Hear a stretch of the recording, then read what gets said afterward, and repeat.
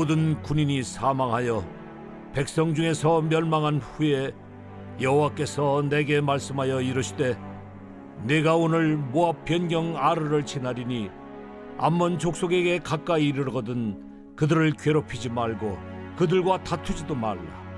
암몬 족속의 땅은 내가 네게 기업으로 주지 아니하리니 이는 내가 그것을 롯 자손에게 기업으로 주었음이라. 이것도 르바임의 땅이라 하였나니 전에 르바임이 거기 거주하였으며 암몬 족속은 그들을 삼순밈이라 일컬었으며 그 백성은 아낙 족속과 같이 강하고 많고 키가 컸으나 여호와께서 암몬 족속 앞에서 그들을 멸하셨으므로 암몬 족속이 대신하여 그 땅에 거주하였으니 마치 세일에 거주한 에서 자손 앞에 호리 사람을 멸하심과 같으니 그들이 호리 사람을 쫓아내고 대신하여 오늘까지 거기에 거주하였으며 또 갑돌에서 나온 갑돌 사람이 가사까지 각 촌에 거주하는 아위 사람을 멸하고 그들을 대신하여 거기에 거주하였느니라. 너희는 일어나 행진하여 아르논 골짜기를 건너라. 내가 헤스본 왕 아모리 사람 시혼과 그의 땅을 네 손에 넘겼은즉 이제 더불어 싸워서 그 땅을 차지하라. 오늘부터 내가 천하 만민이 너를 무서워하며 너를 두려워하게 하리니 그들이 네 명성을 듣고 떨며 너로 말미암아 근심하리라 하셨느니라.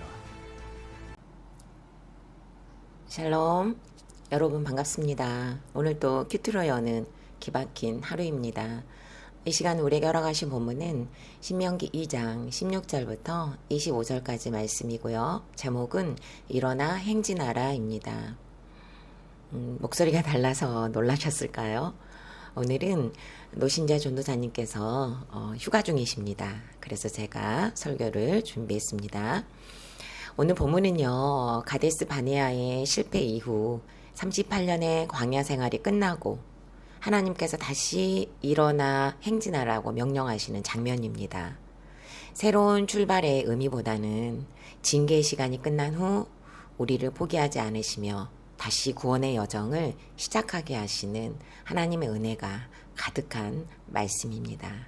본문의 배경을 다시 살펴보자면 신명기 1장은 가데스 바네아의 시퍼였습니다. 이스라엘은 약속의 땅 바로 앞에서 믿음을 잃어버렸어요. 정탐꾼들의 부정적인 보고를 듣고 우리는 못 들어간다. 차라리 애굽으로 돌아가자고 불평했잖아요. 결국 하나님께서는 너희는 광야로 들어가라고 말씀하실 수밖에 없으셨습니다.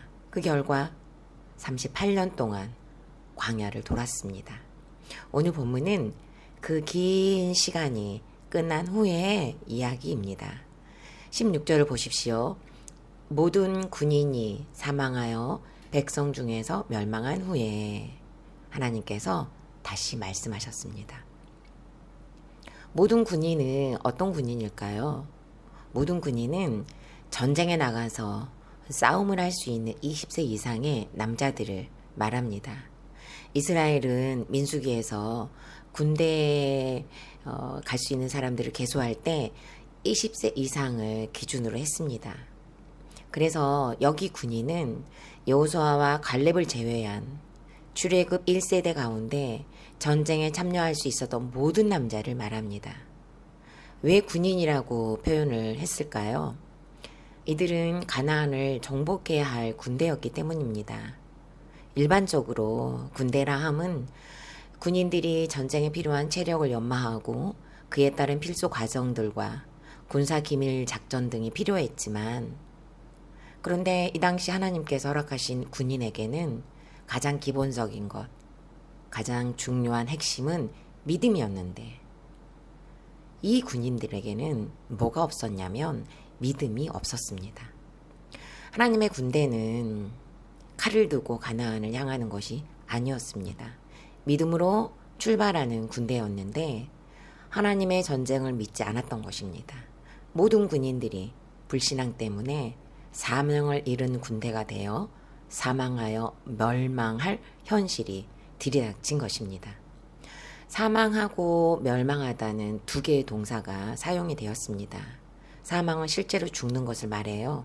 멸망하다는 끝나다 완전히 소멸되고 또 모두 없어지는 것. 그리고 완료되는 다는 뜻도 가지고 있습니다. 즉 몇 명이 죽었다가 아니라 하나님께서 선언하신 심판이 이루어져 완전히 끝났다는 것을 말합니다. 이 말씀을 곧 하나님께서 불신앙의 시대를 마감하시고 믿음의 시대를 여시는 장면과도 같습니다. 심판이 끝나고 새로운 시작을 허락하시는 장면이라고 할 수 있습니다. 하나님께서는 모든 군인이 사망하여 백성 중에서 멸망한 후에 광야에서 이스라엘을 훈련시키며 한 세대는 가고 한 세대를 준비시키셨습니다. 주르겵 세대는 믿음이 없어 쓰러졌지만 새 시대는 약속을 붙드는 사람들로 자라도록 붙드신 것입니다. 그래서 오늘의 본문은 징계보다는 언약이 더 크다는 사실을 보여줍니다. 하나님께서는 죄를 징계하셨지만 언약을 버리지 않으셨어요. 이스라엘은 항상 하나님 앞에서 실패했지만 하나님의 약속은 항상 실패한 이스라엘에게서 실패하지 않으시며 구원의 역사를 아주 세밀하게 써 가셨습니다. 신명기 2장에서 하나님께서는 일어나 행진하라고 말씀을 하십니다. 이스라엘은 광야를 지나 약속의 땅을 향해 행진했습니다. 그러나 그것은 더 큰 안식을 예표하는 사건이었어요. 히브리서 4장 8절부터 11절에서는 참된 여호수아이신 예수 그리스도께서 우리를 영원한 안식으로 인도하신다고 말씀을 하십니다. 그러므로 신명기에 일어나 행진하라는 명령은 우리에게도 예수님을 따라 믿음으로 걸어가라는 초청과 같습니다. 특히 히브리서 4장 8절은요 정말 매우 의미가 있죠. 원문에서 여호수아라는 이름은요 예수님의 이름과 동일한 형태입니다. 히브리서 기자는 의도적으로 여호수아가 준 가나안의 안식은 불완전했고 참된 예수 그리스도께서 완전한 안식을 주신다는 사실을 강조했습니다. 일어나라는 이 원어는요 쿰인데요. 일어서다, 새롭게 시작하다, 행동하다입니다. 멈췄던 삶을 다시 시작하라는 명령인 거죠. 그리고 행진하라는 것은 건너다, 통과하다, 넘어가다입니다. 성경에서 새로운 단계로 넘어갈 때 자주 사용되었던 단어입니다. 언제 이 단어가 썼냐면요. 홍해를 건널 때, 그리고 요단을 건널 때, 그리고 오늘 아르논을 건널 때 이 단어가 사용이 되었습니다. 대나무는 몇 년 동안 땅 위로 거의 자라지 않는다고 해요. 그러나 그 기간 동안 뿌리를 내리는 시기라고 해요. 그리고 어느 순간 어쩌면 뿌리가 힘을 얻었을 그때가 되면 이제 정말 폭발적으로 성장하는 것을 볼 수 있다고 합니다. 우리의 광야도 믿음의 뿌리를 내리는 시간일 것입니다. 광야가 끝나야 가나안이 시작되죠. 머물러 있던 사람은 약속을 경험하지 못합니다. 그래서 하나님께서는 오늘 저와 여러분에게 일어나라고, 행진하라고 말씀하십니다. 일어나되 경계를 지키며 일어날 것을 말씀하십니다. 그 땅을 롯의 자녀들에게 주셨기 때문에 암몬 사람과 싸우지 말라고 하십니다. 하나님께서는 모든 민족을 다스리시는 질서의 하나님이십니다. 그러기에 이스라엘도 일어나 행진하되 하나님의 질서를 따라야 했습니다. 25절에서 하나님께서는 오늘부터 역사를 새롭게 시작하는 날이라고 하십니다. 우리 인생에도 오늘부터라는 하나님의 날이 시작되었습니다. 이스라엘은 첫 발을 내딛기 전까지는 아무것도 변하지 않았습니다. 그러나 한 걸음을 내딛자 하나님의 역사가 시작되었습니다. 이스라엘이 38년 동안 어찌 보면 뱅뱅 돌면서 멈춰 있는 것 같은 시간을 보냈잖아요. 그러나 하나님의 명령 한마디에 다시 움직입니다. 우리도 오랫동안 멈춰 있는 문제가 있을 수 있습니다. 넘어진 자리에서 또 넘어지는 일들이 계속 반복되는 거잖아요. 오늘 저와 여러분에게 하나님께서는 말씀하십니다. 일어나 행진하라.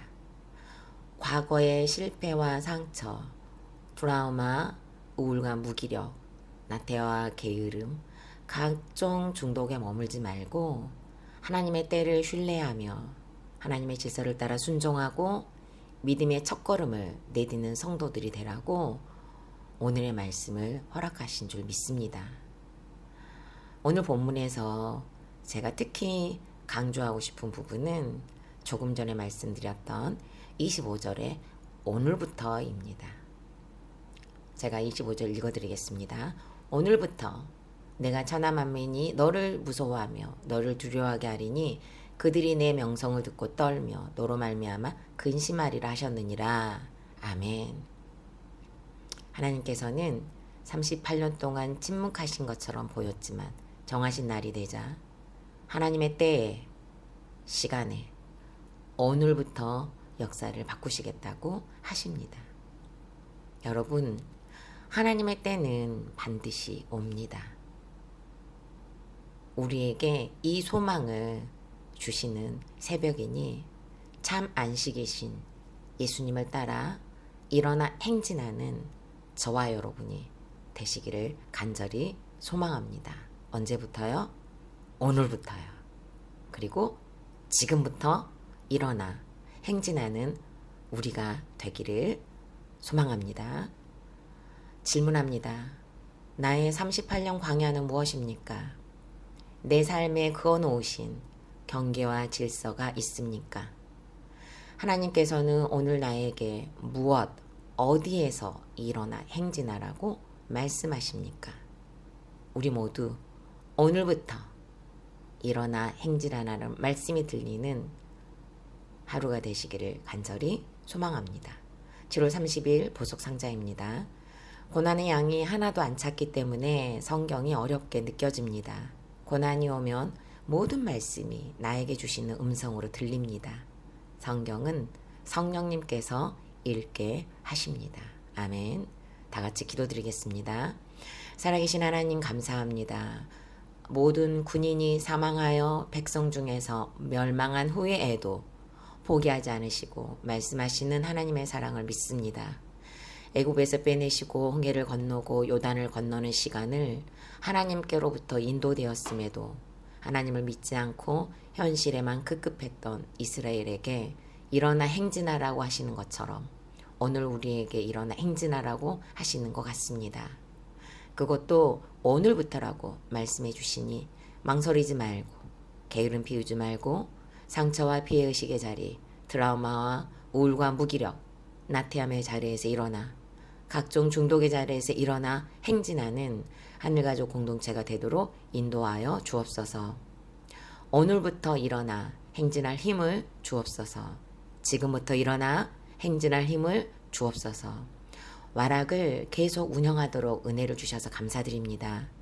많은 수고의 손길들을 통해 하루하루가 지나고 있으니 구원의 때에 구원을 이루어 주옵소서. 26년 여름 사역이 성경학교가 남았습니다. 한일교회와 함께 하게 되었으니 끝나는 시간까지 안전과 협력을 지켜 주옵소서. 예수님의 이름으로 기도드립니다. 아멘.